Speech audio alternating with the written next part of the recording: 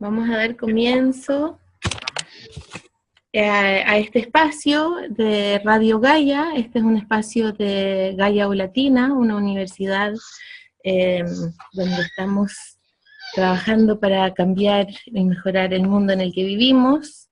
Y tenemos hoy día un invitado muy especial, Augusto Alcalde Roshi, que nos viene desde el budismo zen y la medicina china y la cosmovisión indígena también, y con entrevistador de aquí a Sadasat, o Marcos Gutiérrez, como también lo conocemos. Así es que quiero darles la bienvenida, invitarlos a mantener sus micrófonos en silencio, salvo cuando pidan la palabra. Y como somos poquitos ahora, voy a invitarlos a que hagamos una pequeña ronda donde contemos nuestro nombre, de dónde estamos llamando y qué expectativa tenemos para la conferencia de hoy. Entonces, quisiera darle la palabra a Eduardo. ¿Tanto? Sí. Ahí sí. Soy Eduardo, estoy llamando desde Santiago de Chile y no tengo mayor expectativa. Recibí una invitación por internet en que me decían que Augusto iba a hablar y dije, escuchémoslo.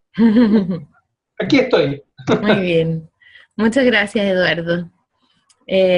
También quisiera darle la palabra a Corazón Puro. A ver, te voy a abrir el micrófono. ¿Estás por ahí? Sí, hola, me llamo Reinhardt, estoy en Bogotá. Ajá. No vivo en Bogotá normalmente, vivo en las afueras, pero hoy estoy en Bogotá para escuchar también una conexión a internet. Esta conferencia me interesa mucho el tema, pues el budismo, el zen, toda la apertura pues espiritual de nuestras mentes, y pues es un proceso que me ha gustado mucho en los últimos años. Voy a cumplir 60 años próximamente, pero el tema me encanta, me fascina, cada día más abierto. Ok, muchas gracias, Reinhardt. Bueno, yo también me voy a presentar. Mi nombre es Francisca Escobar. Yo soy parte de Gaia Ulatina y soy la persona que organiza este ciclo de charlas en Radio Gaia que hacemos mensualmente con personas de distintos ámbitos de la vida y de distintas profesiones y que traen distintas sabidurías a este espacio. También estoy aquí para facilitar un poco este espacio y apoyar en caso de necesidades técnicas y, en fin, ese tipo de rol de facilitación. Y quiero dar la palabra a Marcos para que se presente y también nos presente a Augusto y demos paso ya a la primera parte de esta sesión, que va a ser de entrevista, y luego también vamos a ir incorporando preguntas del público. Entonces los invito a usar la función de chat, que pueden acceder abajo en la barrita donde se ve la pantalla compartida, las caritas. Hay una función de chat que pueden acceder y ahí anotar sus preguntas, o también avisar si quieren hacer una pregunta a través de la cámara, en cámara, digamos.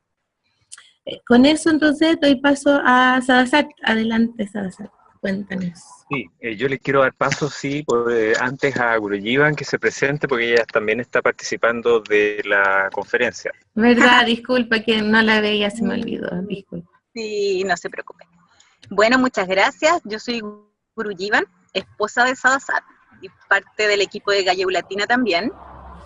Los nombres que nosotros usamos son nombres espirituales vinculados al yoga kundalini, y a mí me ha llamado la atención un renacer especial de Sadasat en los últimos años, de reacercarse a una disciplina que él practicó muchos años atrás, que es el budismo zen, y de conocer un poquito a Augusto Alcalde, que ha sido tan mencionado en nuestra casa. Así que feliz de estar aquí compartiendo. Gracias, Gurujivan. Marco Gutiérrez, o también me conocen en algunos ámbitos como Sadasat. Este invento de invitar a Augusto a un Radio Gaia fue en una conversación con Jorge Calero, mentor también de Gaia Ulatina, y solamente quisiera complementar un par de cositas para terminar de presentar a Augusto. Un tema es que Augusto combina como en su búsqueda elementos que son muy interesantes y que se complementan de una manera espectacular. Por un lado, tiene toda una historia antigua ya como activista social, y ahí es donde uno de los temas que vamos a comentar, o espero que comente un poquito él, es la vinculación con las redes de apoyo a las comunidades zapatistas, y también en el tema de ser un maestro en la práctica del Zen. Él es desde 1974, me mencionaba, entonces tiene una antigüedad considerable, y él además une otro linaje de práctica, uno de un maestro chino, una tradición Chan del Zen chino, y una transmitida desde Japón a Occidente a través de Robert Aiken. La intención mía es simplemente poner algunos temas que me parece que pueden ser interesantes desde la perspectiva de la comunidad de aprendizaje de Gaia Ulatina, para aprovechar la perspectiva y la experiencia de Augusto. No sé si me están escuchando bien. Excelente, súper, muchas gracias. También ojalá si aparecen preguntas ahí y de repente no me doy cuenta, me pegas ahí un aviso, Fran, Sí. en el chat. Sí, yo te voy a ir avisando. Voy a agrandar esto para ponerle Augusto. ¿Está con esto? Sí. No. A ver, ya, bueno. Vamos a partir. ¿Me escucha Augusto en este momento? Sí, perfecto. Ya. La primera tema es que si existe una visión o una cosmovisión ecológica del mundo en el budismo, y en el budismo zen en particular, que nos pueda ayudar a volver a encontrar nuestro lugar correcto como sociedad. Si existe una manera de mirar el lugar del ser humano en el mundo que pueda ser considerada ecológica o más sistémica desde el budismo.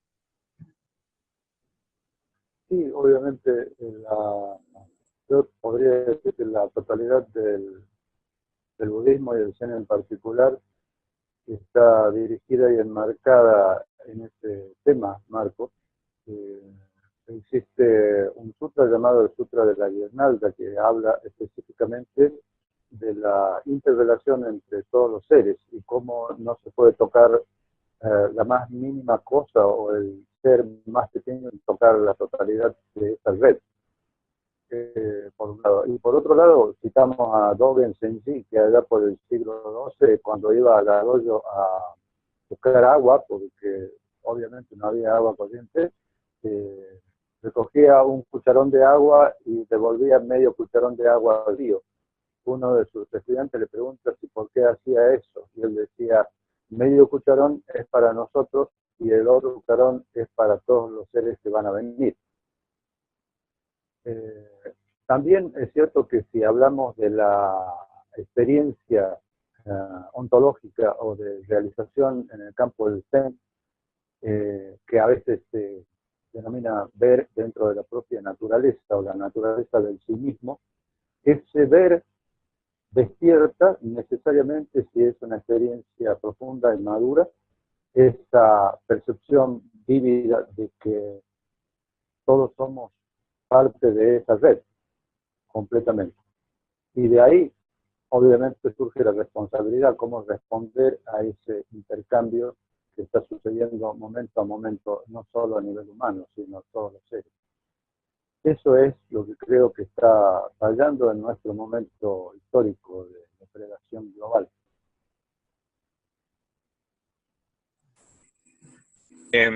Augusto, quisiera que comentaras algo sobre tu visión del aporte, el valor y el significado de la experiencia del movimiento zapatista, como un referente que no es muy visto, no es muy conocido, de otra manera de habitar la tierra, digamos, o de convivir.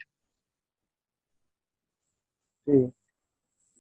Bueno, el movimiento zapatista surge en el año 1994, después de 10 años de preparación bastante subterránea, y surge básicamente como una reacción al Tratado de Libre Comercio que iba a destruir toda la reforma agraria levantada por Emiliano Zapata. El zapatismo, primero tengo que decir que claramente que no pretendo hablar por el movimiento zapatista en absoluto. El Comité Revolucionario Indígena es el único que está capacitado para hacer eso. O sea, estas son meras opiniones de una persona que apoya su movimiento, pero van a título personal. El movimiento zapatista surge de una simbiosis, podríamos decir, entre un pensamiento marxista libertario, setentista, encarnado en la persona de Marcos y algunos de sus compañeros, en el contacto con un personaje que se llamó el Viejo Antonio, que era un líder indígena, y de esa interrelación surge básicamente una revolución a dos puntas, porque logran tomar lo que es la mitología y las prácticas de los pueblos originarios y formularlas en un escenario de lucha por la supervivencia, básicamente, y a su vez los que venían luchando desde otros campos en la ciudad pudieron aportar sus experiencias de organización. De allí, el movimiento zapatista se organizó en comunidades autónomas, relacionadas entre sí, y a partir de un fuerte cuestionamiento del modo en el que normalmente se ejerce el poder. Ellos acuñaron este proverbio de mandar obedeciendo, en el sentido de que quien está circunstancialmente, porque todos los roles son rotativos en una situación de poder, lo está solamente para poder ejecutar aquello que la comunidad les indica como una necesidad. Yo me vinculo a través de los proyectos, además de lo político, siempre milité dentro del campo de lo libertario y ahí encuentro una experiencia viva de ello sucediendo actualmente con más de 20 años de antigüedad, y me vinculo a ello básicamente por la poesía del movimiento, por el sentido de humor del movimiento, el no tomarse demasiado en serio, y también por los trabajos en salud que hacen las comunidades, que realmente para ser comunidades autónomas aisladas bajo el acoso de los narcos, de los paramilitares y del ejército, hacen un trabajo asombroso. No sé si es esa tu pregunta, Marco. Sí, sí, y yo creo que a lo mejor si surge de alguien después la inquietud podemos volver al tema. Me gustaría plantearte otro tema. En el Zen se dice que, o más bien yo he escuchado dentro del contexto del Zen, que es una transmisión de una experiencia, una transmisión de un conocimiento más allá de las palabras, ¿no? Se transmite algo más allá de las palabras, y la pregunta es si existe una especie de pedagogía Zen, entre comillas, que trascienda las palabras justamente, que es el medio en que estamos acostumbrados a interactuar y a movernos dentro del aprendizaje. Sí, no sé si puede ser llamado pedagogía, por un lado, pero sí un enfoque. Y además tendría que decir que trascender las palabras no quiere decir anularlas o dejarlas de lado o pensar que son irrelevantes. El Zen quizás sea la corriente dentro del budismo y del taoísmo que más apela a la palabra.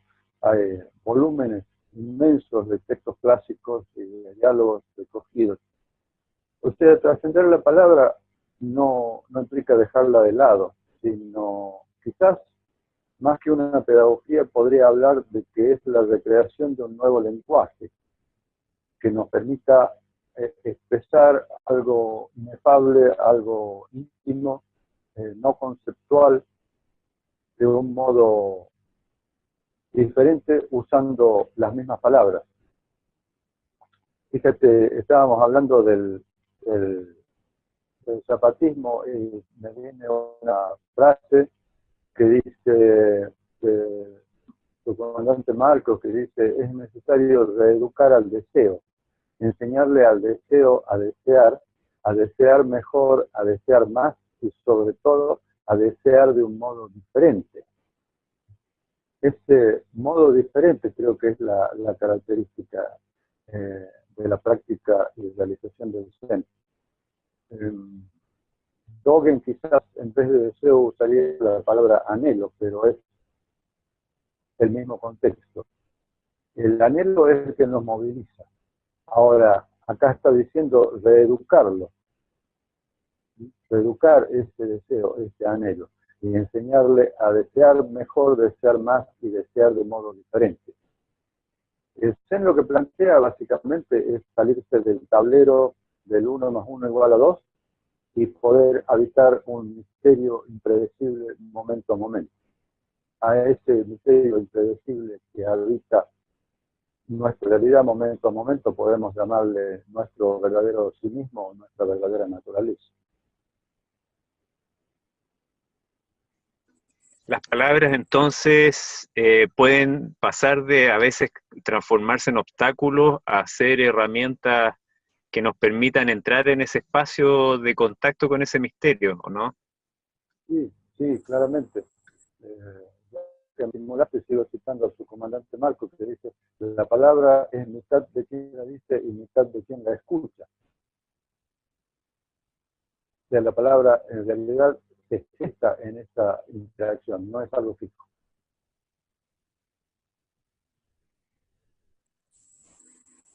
Augusto, me gustaría plantear un tema que para Jorge, que fue con el que conversamos la idea, era uno de los temas que podría ser interesante para mucha gente en nuestra red. Muchas personas estamos intentando hacer algún aporte a cambiar a cosas en el mundo, cambiar la manera de hacer las cosas, cambiar la manera de vivir, y por tratar de vivir de una manera tal vez más sana o más equilibrada, terminamos sobrecargándonos con mucha actividad y siguiendo un patrón de hiperactividad y de productividad que heredamos de este sistema desde la vertiente occidental, europea, ¿no es cierto?, de hacer cosas. ¿Cómo podrías tú comentar algo acerca del poder del no hacer, que se menciona mucho en el taoísmo, o cómo eso puede ayudar a equilibrar? Yo pienso, por ejemplo, en Masanobu Fukuoka, ¿no es cierto?, que él planteaba justamente ese camino de qué tal si dejamos de hacer esto y dejamos de hacer esto en vez de sumar y sumar acciones. No sé, si te es significativo, si puedes ahí comentar algo. Antes de que hable Augusto, podría pedirle por favor si puede acercarse el micrófono. Me están diciendo aquí el grupo que está ahí en Atlántida que no escuchan bien a Augusto, que parece estar muy lejos del micrófono. No, el micrófono está aquí. Cuando lo levantas así parece que te escuchamos un poquito más fuerte. Ajá. Bueno, estaremos ahí entonces.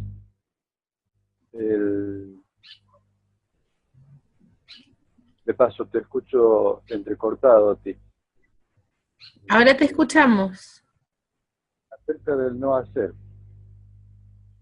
Me acuerdo una vez de un encuentro ecológico, libertario, anarquista en Australia, en el que me tocó participar, y la consigna es do nothing and save the planet. Haz nada y salva al planeta, sería la traducción aproximada. Quizás el camino no es el del ceramista, sino el del escultor. Que el ceramista construye, el arquitecto construye, el escultor deconstruye, va sacando todo aquello que está oscureciendo aquello que es a dónde quiere llegar. Y entonces quizás el camino del Zen o el camino de la acción social también sea eso, la posibilidad de ir desnudando más cuáles son las necesidades vitales del momento y cómo podemos articularlas en red, porque no podemos hablar de una acción por los seres o por la vida o por el planeta sin a su vez plantear enfáticamente que eso necesariamente tiene que ser una acción enredada, en el sentido de que tenemos que trabajar en red. El no hacer en el taoísmo y en el budismo se representa por dos ideogramas, Bu y Wei. Y Bu es no, pero también es nada. Y Wei, que se traduce como acción, es muy interesante cuando hacemos una exégesis de cómo está construido ese ideograma. Y el ideograma está construido de una mona madre con un monito chico en sus brazos. Y entonces la implicancia del Bu Wei no es no hacer como inacción, sino no hacer como algo inquieto, algo condicionado, algo llevado por las urgencias del momento a momento, sino algo que no esté condicionado, un hacer nuevo, un hacer distinto, que no parte de las cenizas del pasado, que es creativo, que se recrea momento a momento. Si eso está, eso es el no hacer que los textos antiguos enfatizan tanto. Pero es un hacer, no es pasividad.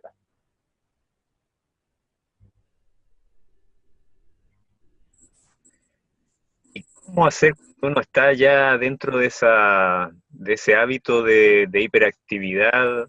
¿Se requiere practicar una práctica formal como Zazen, o puede haber otras maneras de conectar este espacio de acción no condicionada o no reactiva? Mira, hay un maestro, podría decir, tailandés del budismo socialmente comprometido, a quien tuve el placer de encontrar varias veces, que se llama Sulak Siddhavaksa, que es el fundador de la Red Internacional de Budismo Comprometido. Una vez en el centro de Hawái, donde yo estaba practicando, vino a dar una charla y en el periodo de preguntas y respuestas surgió la pregunta clásica: ¿cómo podemos hacer para tener más tiempo libre para poder dedicarnos a esta indagación, a esta práctica, a esta construcción? Sulak fue muy concreto, dijo: no es una cuestión de tiempo, es una cuestión de estilo de vida. 20 años atrás me impactó esa respuesta y 20 años hacia adelante, o sea, ahora sigo pensando que es verdadera hasta los huesos. En realidad es una cuestión de estilo de vida, cómo organizamos nuestra vida, cuál es ese punto dentro del octuple sendero de Gautama que dice corto modo de vida. Generalmente se interpreta como que nuestra profesión sea algo que no daña a otros seres, y eso es suficientemente cierto, pero también implica que nuestra profesión, nuestro estilo de vida, sea armónico con aquello que esencialmente es el que nos anima en la vida.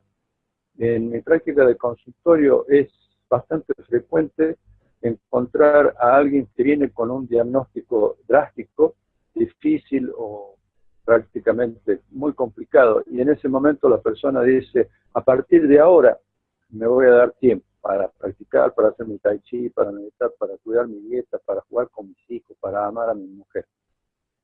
Y yo siempre escucho eso y obviamente trato de alentar, pero dentro mío siempre reflexiono: ¿qué hay con los humanos que recién en el momento crítico vamos a tomar una decisión básica, simple y esencial, que es la que nos va a mantener vivos?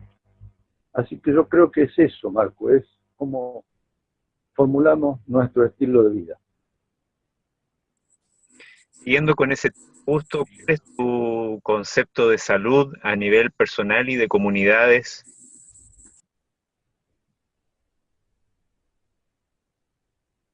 ¿Me puedes repetir que no te escuché bien? ¿Cuál es tu concepto de salud, siguiendo con el tema que estabas mencionando a nivel personal y de comunidades? ¿Qué sería una comunidad, una persona saludable desde tu perspectiva medicina china y la Sí, experiencia? el concepto de salud me puedo referir básicamente al concepto de salud que tenía mi primer maestro chino, que era también terapeuta de medicina tradicional china. Bien, el concepto de salud de él era, una persona era saludable si se recuperaba rápidamente. O sea, la salud no estaba ligada al hecho de no enfermarse nunca, sino al hecho de poder recuperarse rápidamente. Si extrapolábamos eso, una comunidad sana es una comunidad que frente a los embates de la vida y de la naturaleza puede recuperarse rápidamente. Tiene sus defensas de vida activas en ese proceso de recuperación. Y mi experiencia de salud comunitaria está también ligada tangencialmente al movimiento zapatista durante los años 2001 al 2008 posiblemente, en que estuve trabajando con lo que en ese momento se llamaba movimiento piquetero o movimientos de trabajadores autónomos y desocupados autónomos, en donde generamos un proyecto de salud que se llamó Salud Rebelde, que abarcaba unos 7 barrios del conurbano sur bonaerense, en el medio de una situación social extremadamente crítica. Teníamos el 50-60% de desocupación en el país y Argentina se había salido del mapa, quedaba solamente un hueco duro en el default del 2001.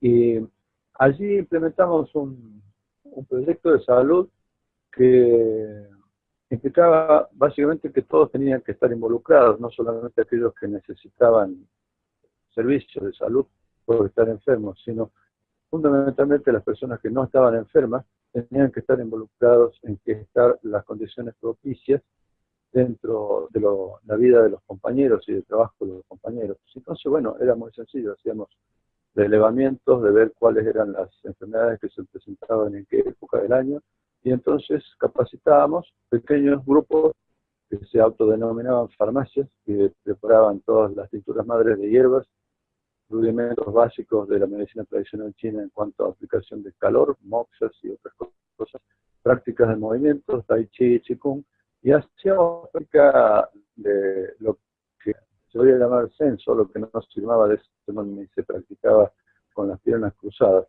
Entonces fue un proyecto que me llenó de alegría y aún hoy lo siento muy satisfactorio porque dio una respuesta real a un problema real en una sociedad que estaba descomponiéndose.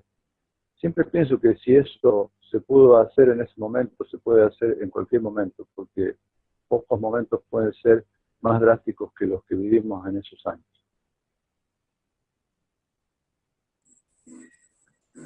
Augusto, cuando comentamos un poquito hace un par de días sobre la entrevista, tu postura era, veamos qué surge. Y eso es un poquito la postura de no planifiquemos, sino que veamos qué aparece en el momento vivo en que estamos, ¿no? Entonces se me ocurrió preguntarte, según tu impresión, tu intuición, tu visión de las cosas actualmente, ¿qué está surgiendo en el mundo que tú percibas, por un lado, que sea preocupante, que sea amenazador, y qué está surgiendo también que sea esperanzador? Cosas que tú hayas observado, tendencias, cosas que es interesantes de mencionar. Bueno, hay un desbalance en la proporción de esos dos ámbitos.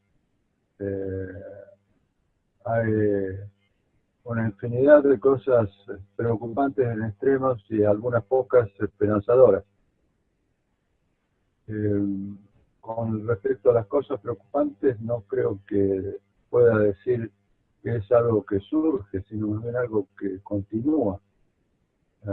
Siddhartha Gautama hablaba de los 3 venenos y se refería a ellos como la codicia, el odio y la ignorancia. No la ignorancia de analfabetismo, digamos, en general, sino la ignorancia con respecto a las leyes de la vida, a qué es uno, de dónde viene y a dónde va.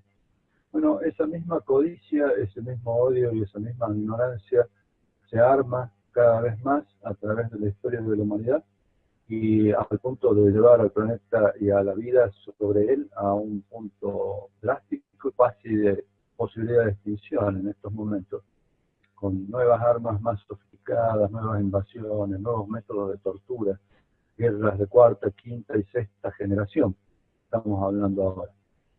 Todo eso es bastante preocupante, no digo desesperanzador, pero sí preocupante en extremo. Como experiencias alentadoras, bueno, estuvimos hablando de las comunidades autónomas de Chiapas.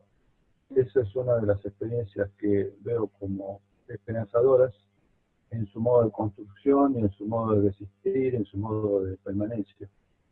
Y por otro lado, creo que es esperanzador que al menos la gente que indaga y piensa sobre estas cosas, sin encerrarse en la cáscara espiritual, entre comillas, o lanzarse totalmente a una acción social sin contenido vivencial de lo que uno realmente es, sino balanceando en esas dos cosas, entre la gente que indaga, piensa y se conecta con otros. Creo que existe en este momento un fuerte cuestionamiento a la autoridad central como modo de construcción.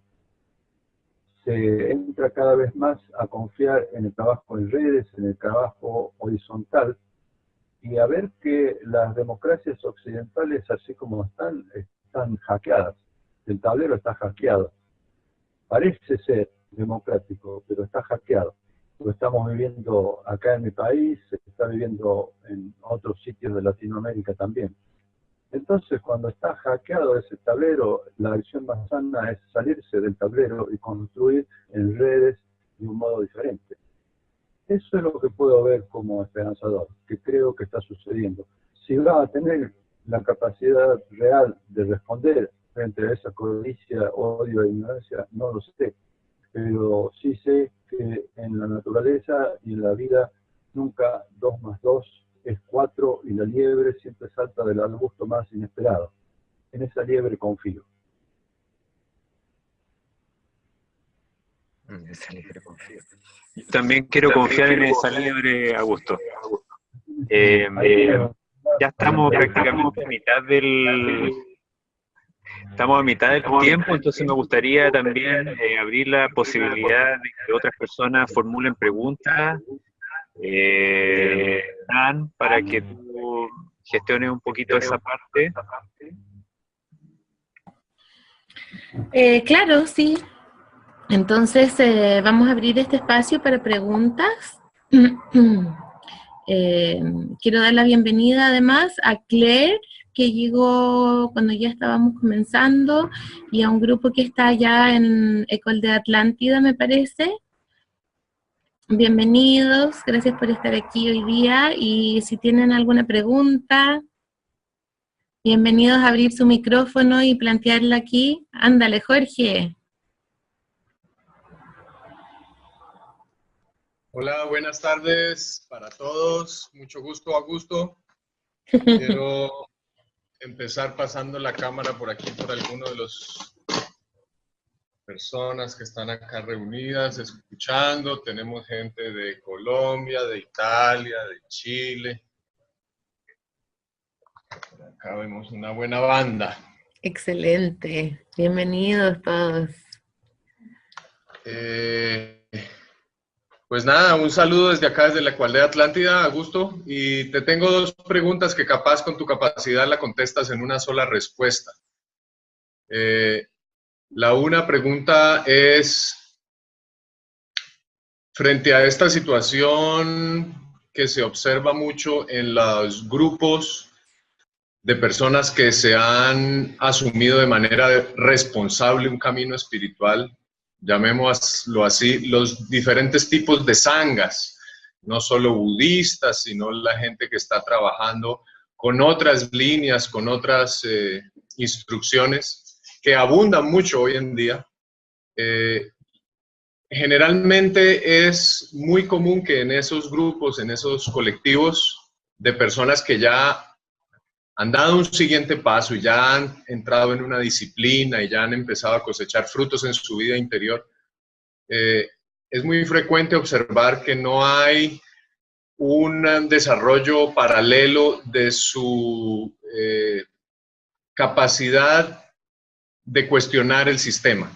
Digamos, casi podríamos decir que hay como un analfabetismo político en las toldas de grupos espirituales.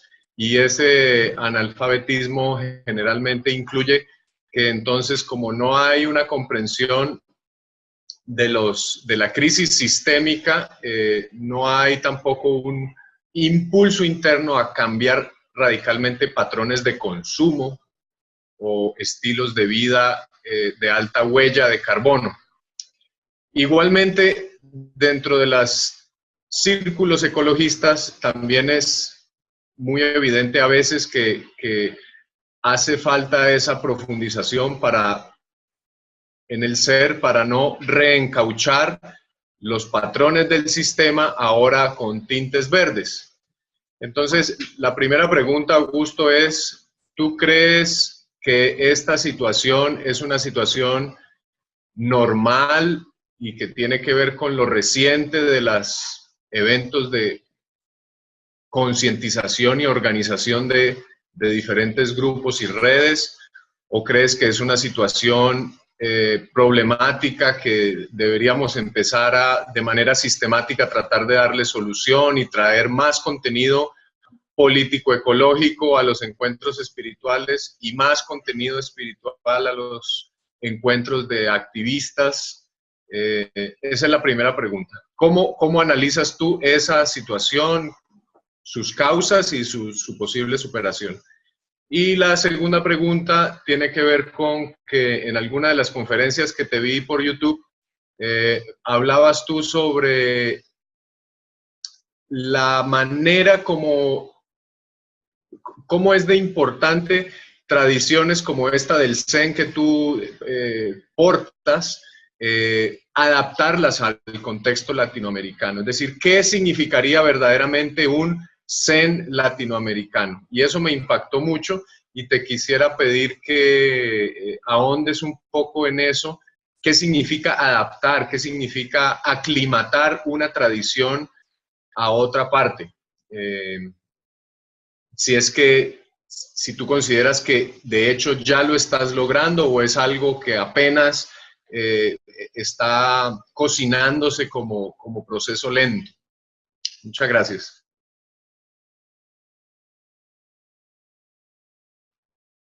Sí, si no, recuérdamela. Comienzo con la última. No me gusta la palabra adaptar. No me gustaría que eso fuera lo que sucede y en lo que estoy trabajando. El Zen latinoamericano es inevitable. El punto de la cuestión es cuán formalmente el latinoamericano va a ser. Cuando digo que es inevitable es por el hecho simple de que siendo latinoamericanos no podemos expresar otra cosa que nuestra naturaleza, que es latinoamericana. Cualquier japonés, zen japonés que entrara a alguno de nuestros dojos, por más tradicionalista que sea, se va a dar cuenta que no está en Japón, está en Latinoamérica, porque es lo que nosotros expresamos al ser latinoamericanos, por un lado. Por el otro lado, creo que eso, más allá de formular el intento y indagar en él, el embarcarse activamente en diseñarlo sería un error. Suelo decir también que nadie se propuso generar una música que represente a Argentina en el planeta y entonces crearon entre mucha gente el tango. Simplemente sucedió que fue generándose a través del tiempo y los lugares y de repente tenemos una música que nos representa. Y lo mismo puede decirse con el blues y otros géneros musicales. Tiene que ser un proceso natural. Obviamente tenemos que estar abiertos a él, pero tiene que ser un proceso natural en el que creo que estamos, no solo nosotros en nuestra sangre, sino también en otros lados.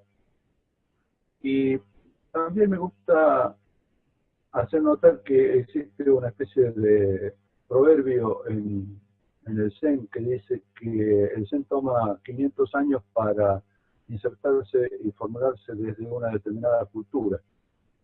Eso pasó cuando pasa de India a China, después de China a Vietnam, Corea, Japón, y ahora está en nuestras tierras. Llevamos poco tiempo y creo que en ese poco tiempo se han ido haciendo cosas buenas, cosas lindas. Hace poco sucedió en Chile un encuentro Zen latinoamericano en el que me asombró la diversidad de enfoques que teníamos, tanto como la inmensa respeto y cooperación que existió entre todos los participantes. Y bueno, el hecho mismo de que el encuentro se llamara Encuentro Zen Latinoamericano ya instala la cuestión. Si eso está instalada la semilla, y ahí veremos en el tiempo cómo florece o no. No creo involucrarme activamente en esa generación, sí en este proceso que hablábamos anteriormente de cultura, de ir sacando aquello que no nos represente. Y ahí estamos necesariamente en un proceso de descolonización necesaria. No tanto no solo en el campo del Zen, sino en todos los aspectos. A mí se me presenta como terapeuta de medicina tradicional china, pero yo a esta altura, después de 40 años de estar ejerciendo, no sé si lo que hago es estrictamente medicina tradicional china, habiendo sido criado en la selva del norte de mi país, en Tucumán, rodeado de plantas medicinales de allí, mitologías indígenas, todo eso actúa en mi consultorio. Ese proceso de descolonización quizás también sea importante de ver en todo lo que llamamos el movimiento verde o el movimiento ecológico, porque básicamente es una formulación occidental. Es una formulación que la mayor parte de los pueblos originarios no necesitan hacer, porque si no están pervertidos por el sistema capitalista imperial y viven sus propias tradiciones, defienden la naturaleza y la cuidan. Allí tampoco existe la dicotomía entre trabajo espiritual y trabajo social. Es necesariamente uno, ese trabajo. Así que quizás yo creo que si tengo alguna recomendación, la recomendación es una vez más a escuchar qué es lo que está pasando y a dejarnos inspirar por eso que está pasando.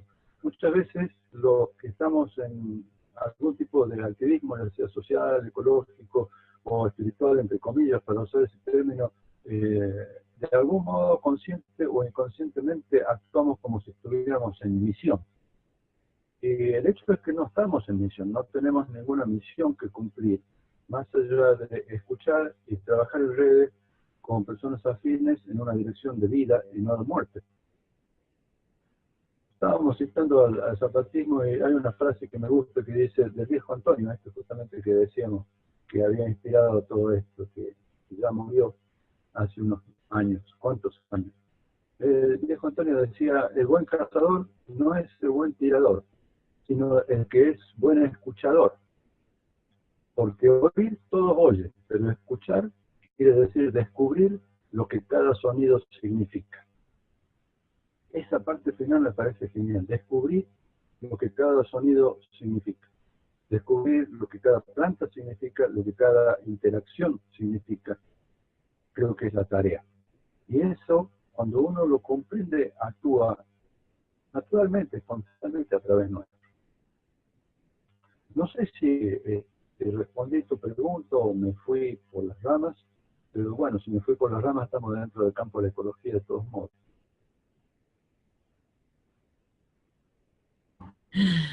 Parece que sí, Jorge se siente respondido. No sé si alguien más, Claire o Reinhardt, Eduardo. Eduardo, veo que levantaste la mano. Sí, a ver, ahí, ¿se escucha? Sí, sí. Gracias. Hola, Augusto. Gracias por tus palabras. Es un comentario más bien. Cuando miro el mundo hoy en día y la capacidad de destrucción que tenemos, la tremenda codicia que nos mueve, el odio, soy pesimista acerca del futuro. Somos cada vez más diferencias, más miseria, más poder, y la codicia, pero me parece que no la veo decreciendo. Y no, me cuesta mucho ser optimista. Es un comentario más bien que una pregunta, contarte un poco lo que me pasa a mí con todo esto.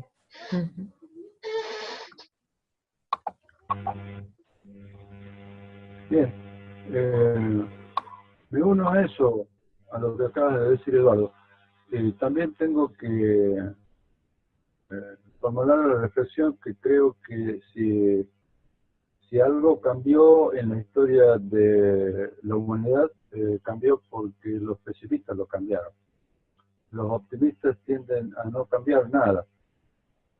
Ahora, obviamente, si ese pesimismo se refleja en desesperanza o amargura en nuestro corazón, no es una fuerza constructiva. Así que quizás tendremos que tener un balance entre las dos cosas. Esperar lo peor no necesariamente puede ser llamado pesimismo si es que en ese proceso estamos creando la capacidad de resistencia y recreación para que eso no suceda. Pero si me escondo en un optimismo de que las cosas van a andar bien, yo creo que es mucho más peligroso. Al menos en el campo de la salud. Ajá. Eduardo volvió a levantar su mano. Y también Jorge. ¿Eduardo? Ok. Yo me dedico a la conservación de la naturaleza, así que en el fondo estoy en una lucha, pero es una lucha muy difícil porque me toca, bueno, lo que confronto son la codicia, las ambiciones de los distintos grupos y las expectativas tradicionales. Y me he llegado a preguntar inclusive qué tipo de desastre en el mundo sería necesario para que la gente dijera, vamos a tener que cambiar, porque esto no puede seguir así. Y tendría que ser algo muy grande, porque uno ve, mira, ¿qué pasó con Trump? ¿Qué pasa con toda esta gente, todos estos movimientos? La ambición sale, pero inmediatamente apenas le dan un pequeño curso. Y llegaba a preguntarme si acaso no es necesario que ocurra algún desastre a escala global que realmente lleve a un cambio y que la gente diga, tenemos que parar, tenemos que hacer otra cosa, porque de esta manera va mal. Y que haya como un consenso lo suficientemente grande de que hay que hacer ese cambio. Gracias.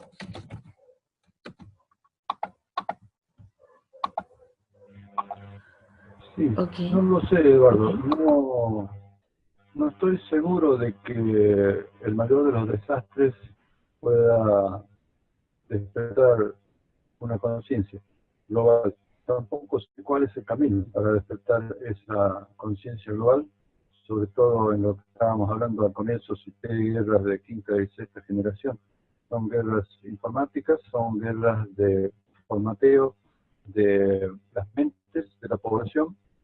La psicología, la psiquiatría, la neurolingüística y las neurociencias están involucradas activamente desde las fuerzas opresoras en generar un tipo de mentalidad en el ser humano que sea fácil de guiar, que vea una realidad que no es la que existe. Así que no lo sé, capaz que tenemos el desastre global que tú dices, y la población programada y condicionada a ver la realidad de otro modo se la adjudica posiblemente a los ovnis o a determinado tipo de sapo venenoso extinguido hace 10.000 años que volvió a resurgir o cualquier cosa. No lo sé. El punto es, creo que no podemos evitar caminar en un sentido de vida, no podemos evitar amar, recrear este mundo una y otra vez, si es que estamos haciendo verdaderamente una práctica así llamada espiritual, otra palabra que no me gusta. Y para citar algo que no puede ser llamado espiritual, como es el movimiento zapatista, hay una parte de uno de los comunicados que dice: la libertad es como el mañana, como la mañana, y hay quienes esperan dormidos a que llegue, pero hay quienes desvelan y caminan la noche para alcanzarla. Yo creo que esa es nuestra práctica, nuestra responsabilidad y nuestra alegría, la posibilidad de caminar la noche para alcanzarla. Muy bien, qué hermosa metáfora. Me gustaría saber si Claire o Reinhard tienen preguntas, porque vi a Jorge levantar la mano, pero como él ya hizo una pregunta antes. Si no, también yo tenía una pregunta, porque me causó curiosidad preguntarte por qué no te gusta la palabra espiritualidad y qué palabra usarías para describir esto que a veces llamamos espiritualidad. Sí, acá acaba de salir un mensaje de Claire que dice que está escuchando, pero no tiene preguntas por ahora. Sí. Quiero aprovechar este momento en el que tengo sonido para darle la bienvenida a Claire, con quien co-guiamos los grupos de Chile y de Argentina en nuestro camino del Zen que compartimos. Dicho eso,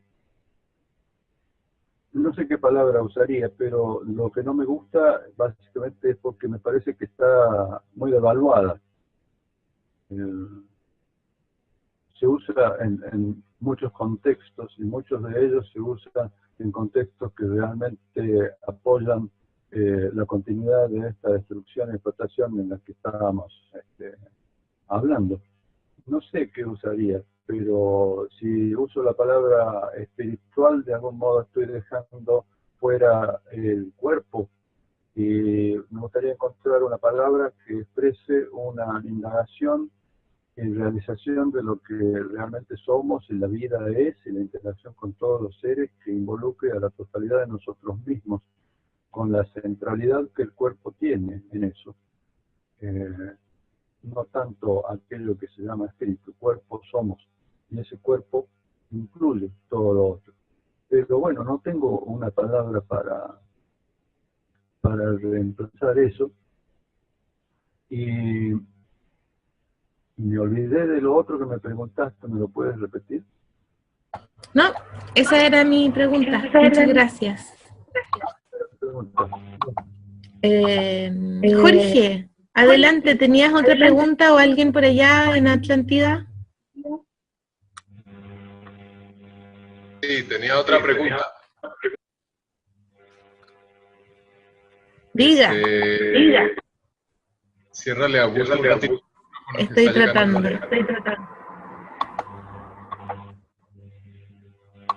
No me resulta. Ahí.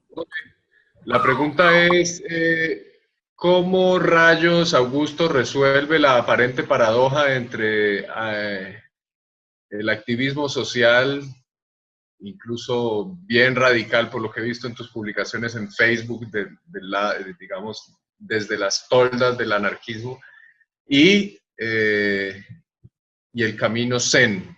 Digamos, yo sé que es una aparente paradoja o una aparente contradicción, pero me encantaría que nos compartieras de qué manera no es una contradicción, ya que en la superficie uno podría decir que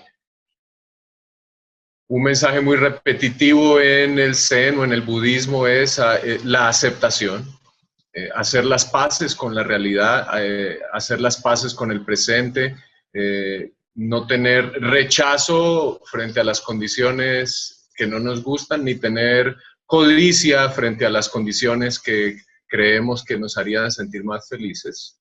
El mundo es perfecto tal y cual es, no puede ser mejorado. Algo así parecido pudo haber dicho Lao Tse.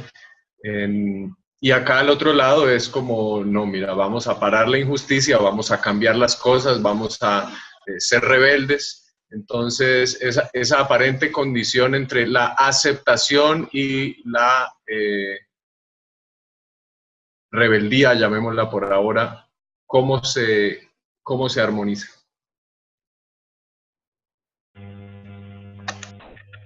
Me gustó la parte que dijiste, cómo rayos resuelve Augusto. Y el punto básicamente es ese, no lo resuelvo, no tengo la menor intención de resolverlo. Las contradicciones están y se despiertan mutuamente como un debate constante que quiero creer impulsa en una dirección de vida.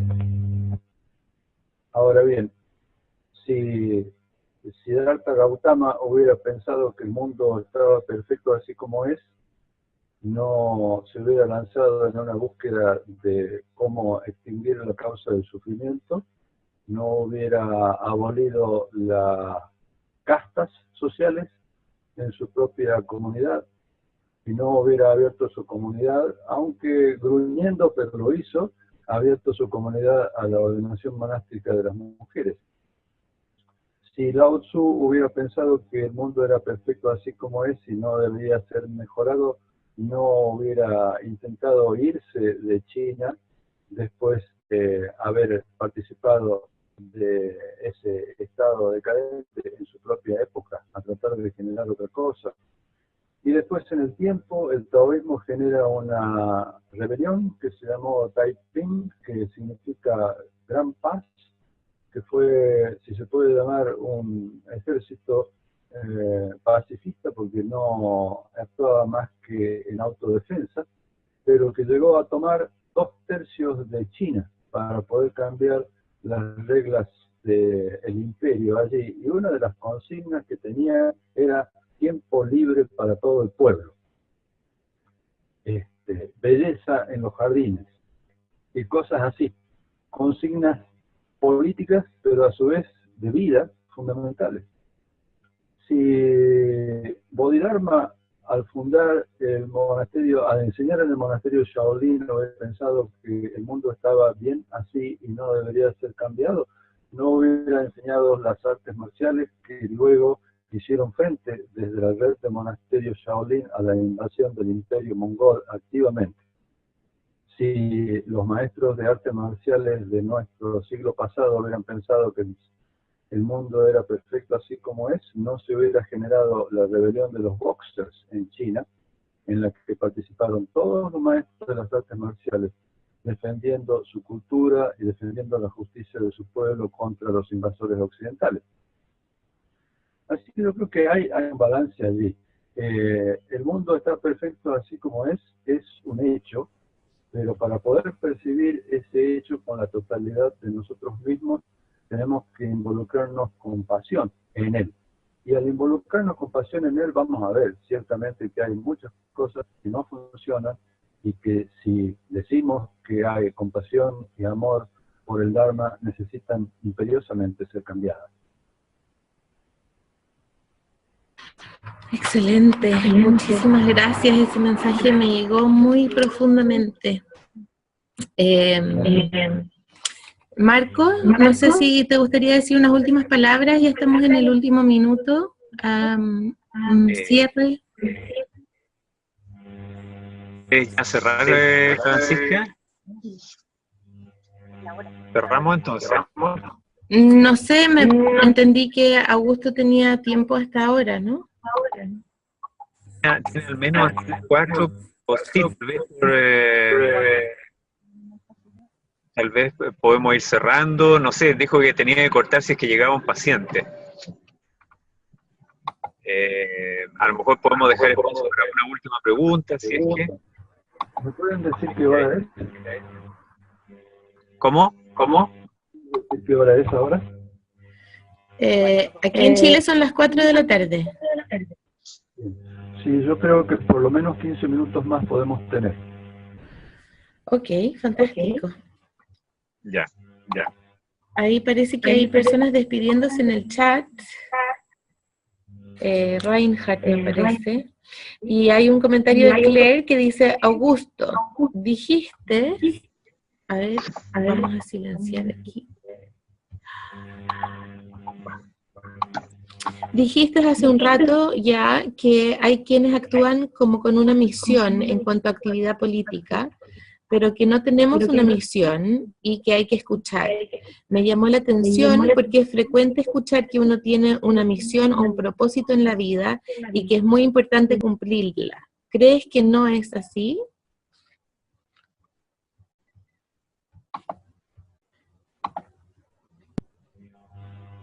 Bueno, ahí está Claire y no me asombro tratando de enredarme con esta pregunta. Cuando usé la palabra misión, la usé en el sentido de los misioneros y venía a mi modo, a mi corazón la idea de la conquista y de la evangelización. Diferenciaría misión de propósito. Yo creo ser una persona de propósito. Tengo propósitos firmes y camino por ellos, pero no estoy en misión, en el sentido de que no estoy tratando de coaccionar a otros para que compartan mi modo de ver. O sea, el propósito es necesario para caminar, pero a su vez, junto con él, es la escucha que había mencionado anteriormente. Así que bueno, si unimos esas dos cosas, Claire, estamos en propósito, estamos escuchando, amamos nuestro caminar, pero no estaríamos en misión, evangelizando, ya sea desde lo religioso o desde lo político. Pero eso mucho en lo que se puede llamar la izquierda cuadrada, la izquierda institucional, que sigue con discursos de los años 70 sin modificar nada. Y sin embargo los veo en misión, al menos acá en este lugar donde habito, en Argentina y también en otras partes. Y son los otros los que están equivocados. Cuando yo pienso que son los otros los que están equivocados, yo estoy en el camino correcto y tengo que convencerlos, ahí sí estoy en misión. Pero a su vez, si estoy en esa misión, he perdido el escuchar y fundamentalmente, y más peligrosamente, he perdido el propósito vital que nos habita cuando nos desnudamos de todo el condicionamiento de la memoria, de la sociedad, de la cultura, y podemos ser verdaderamente nosotros mismos.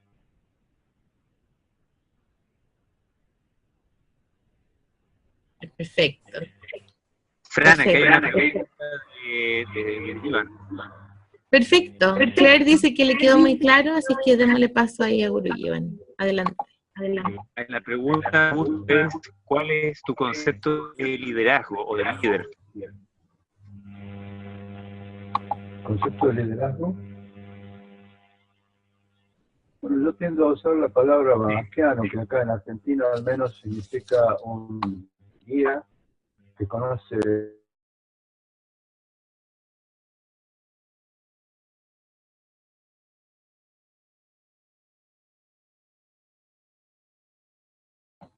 se silenció el micrófono de Augusto. A ver, estoy tratando de abrirlo, pero no me está resultando.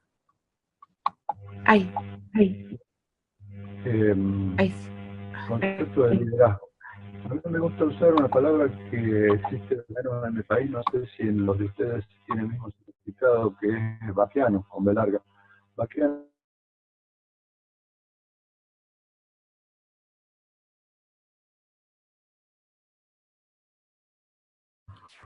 Algo pasa con el micrófono, Augusto, que se silencia.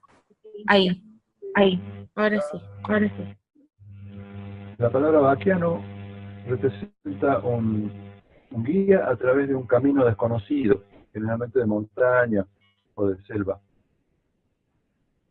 El vaquiano no es ningún ser especial, es simplemente alguien que conoce un camino y los peligros y las curvas y dónde están las espinas y las serpientes, y entonces puede guiar a otra persona o a un grupo a través de ese lugar, pero no hay nada especial en él. Creo que ese es un concepto fundamental dentro del liderazgo, digamos. Si el líder comienza a sentirse que es algo especial guiando a otros hacia determinada tierra prometida, estamos en problemas. Y por otro lado, creo que un liderazgo sin, a su vez, esto que hablábamos anteriormente, la escucha, que lleva implícito un cierto grado de horizontalidad en las tomas de decisiones, en cómo se establecen las relaciones y el poder que ello implica, tiene que ser perfectamente claro y llevado hacia adelante. El líder, como la persona que conoce a dónde vamos, las tácticas, las estrategias, y lleva una gran bandera sobre la cual los demás deben seguir, yo creo que no es realmente un líder. El líder quizás es el que marcha atrás de todos, a través de la escucha.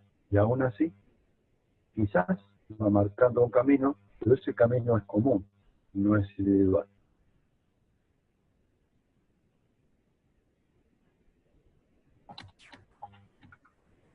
Muchas gracias. Tenemos una nueva participante que se sumó hace poco, Lina Santos. Bienvenida, Lina. Puedes abrir tu micrófono y contarnos de dónde llamas y si tienes alguna pregunta para Augusto. Ahí yo te lo abrí. Hola. Soy desde Colombia. Realmente acabo de conectarme, entonces solo como la sesión de preguntas. Realmente no tengo ninguna pregunta para hacer, estoy escuchando lo que están diciendo. Ok, Lina, muy bien, gracias, bienvenida. Ok. ¿Alguien más por ahí que tenga preguntas? Jorge. Estoy muy preguntón. Una pregunta sobre todo aquí para el grupo que estamos reunidos, que en una conversación de más temprano salió esa inquietud.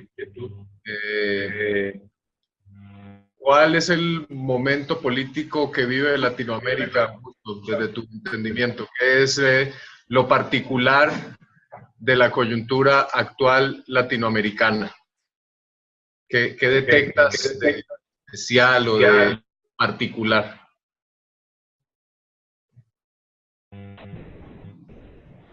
Sí, es una enorme pregunta esa, porque no puedo presumir de tener una visión total de lo que sucede en Latinoamérica completa, pero lo que sí veo es que hay una respuesta feroz y despiadada desde esos poderes a los cuales le llamamos codicia, odio, ignorancia, por no usar términos un poco más soeces,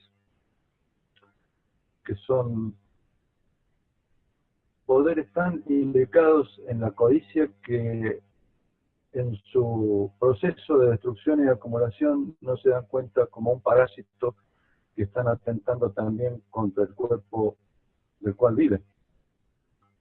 Lo que veo en Latinoamérica es eso, es una embestida feroz, despiadada y engañosa, porque se da mayoritariamente, creo, a través de lo que se llamó medios de comunicación en algún momento, y que hoy son simplemente armas de ese poder constituido, que no está inspirado por valores de vida, es un poder constituido que está inspirado por valores tanáticos, por así decirlo, valores de muerte, valores de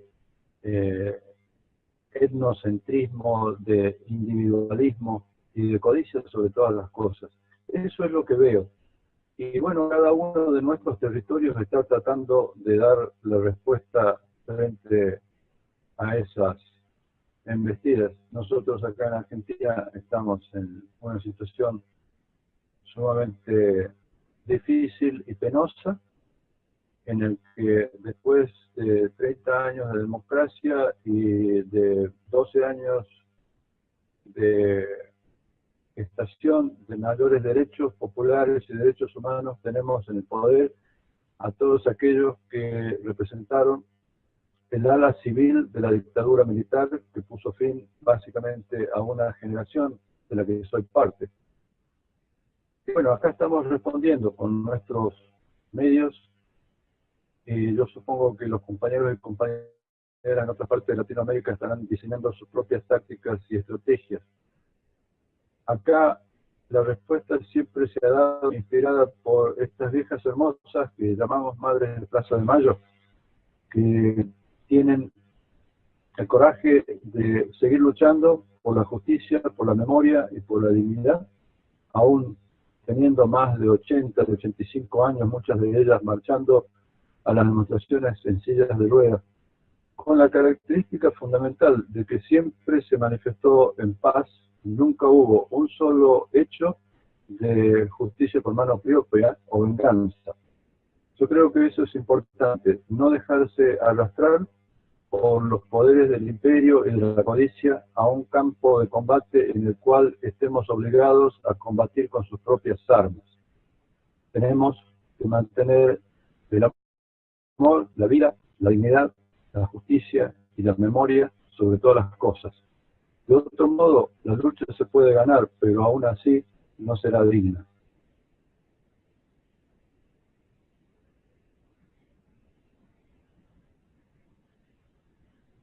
Fran, Sí. yo quería proponer que fuéramos cerrando para darle también posibilidad a Augusto de descansar unos minutos de su labor. ¿Qué les parece? Sí, no sé si por allá en Atlántida parece que tenían otra preguntita y con esa podríamos ser la última y cerramos. Hola a todos. Hola Augusto. Aprovecho para hacer una pregunta cortita. Me ha parecido muy interesante, has compartido, Augusto, de tu visión al respecto de las contradicciones. Lo interpreto, según lo has dicho, como si las contradicciones de una u otra forma fueran dándonos cierto rumbo. Así que me gustaría preguntarte, ¿qué otro tipo de contradicciones en otras escalas distintas de nuestra vida podrían movilizarnos colectivamente hacia un escenario de regeneración humana?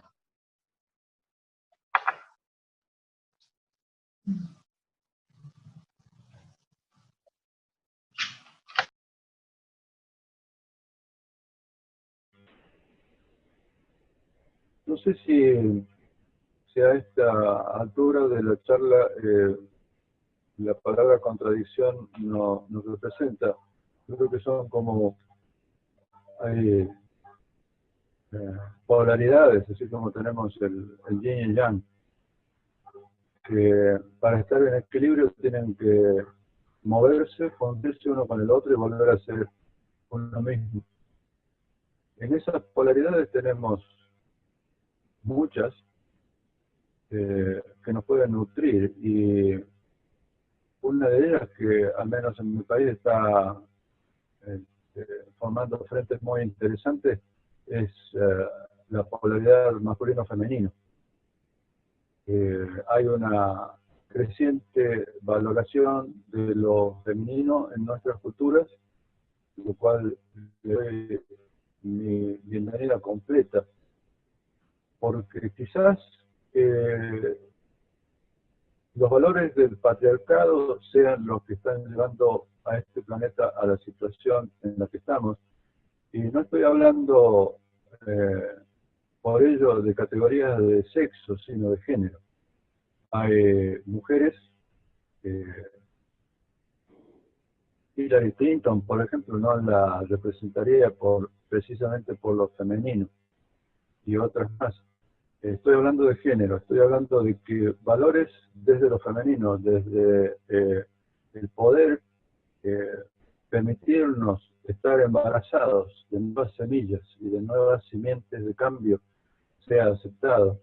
poder de poder dialogar con otros, de caminar juntos.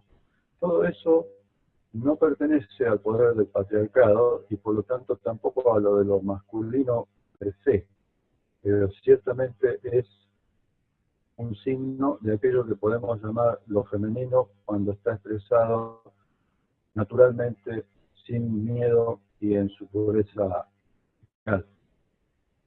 Esto yo creo que también es necesario cuando hablamos de luchas políticas o de luchas sociales o también de la práctica del Zen, que era un tema de esto que estamos charlando. Creo que a través de la historia el Zen también ha estado infectado de esos valores patriarcales y el budismo también ha estado infectado de esos valores patriarcales. Eso no anula su valor, pero sí implica la responsabilidad de colocar un balance dentro de esos principios. Ok. Muy bien, ya estamos en la hora entonces. Hacemos una pequeña ronda, ¿tenemos tiempo para 5 minutos más? Ronda de despedida, ya. ¿Sí? Ok. ¿Sí? Ok, entonces voy a pedirles por favor en 30 segundos, algo así, que vayamos abriendo nuestros micrófonos para despedirnos y si alguien tiene una reflexión final que compartir, también bienvenida. Comencemos con por allá, Sebastián, Jorge, en representación de Atlántida.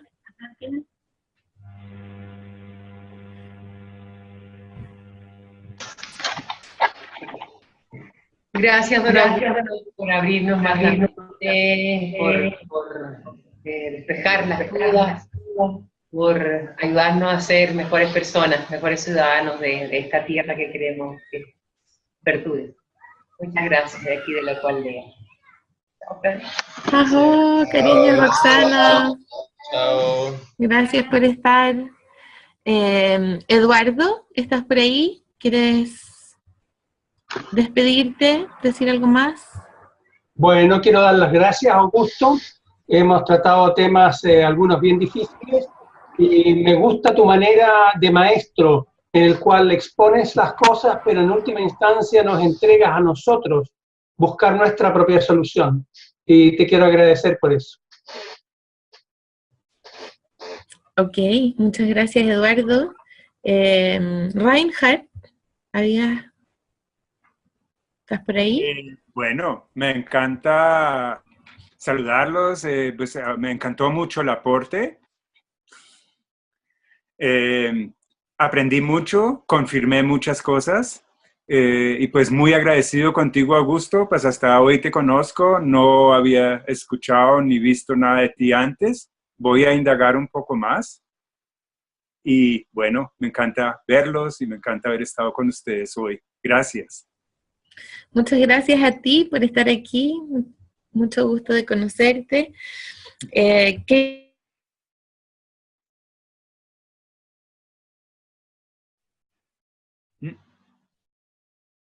Saludos a la Atlántida. Perdón, me silencié. Claire puso ahí en el chat, muchas gracias por la iniciativa, el espacio, la entrevista, saludos a todos. Sadasat, ¿te gustaría decir alguna última palabra? Bueno, yo quiero despedirme de todos, de todas, dar las gracias a ti, Fran, como anfitriona, también a Jorge por ahí empujarme un poquito a esta idea de unir estos dos mundos, Gaia Ulatina y mi vínculo con Augusto. Y también especialmente darte las gracias, Augusto, por disponerte a estar aquí con nosotros sin conocernos más que a mí, por la confianza de estar acá y bueno, y por dejar que surja lo que ha surgido. Así que muchas gracias y hasta la próxima. Muchas gracias a ti, Marcos, por gestionar esta entrevista, este espacio con Augusto. Augusto, ¿te gustaría decir unas últimas palabras?